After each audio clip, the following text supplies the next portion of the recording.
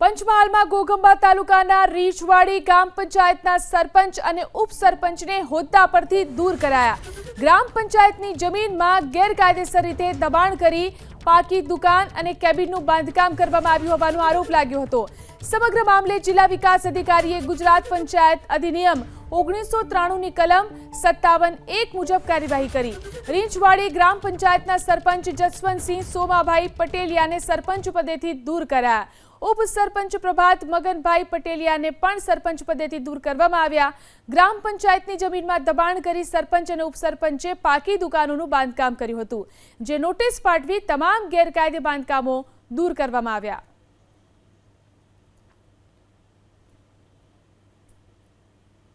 પંચમહાલમાં ઘોઘંબા તાલુકાના રીંછવાડી ગ્રામ પંચાયતના સરપંચ અને ઉપસરપંચને હોદ્દા પરથી દૂર કરાયા। ગ્રામ પંચાયતની જમીનમાં ગેરકાયદેસર રીતે દબાણ કરી પાકી દુકાન અને કેબિનનું બાંધકામ કરવામાં આવ્યું હોવાનો આરોપ લાગ્યો હતો।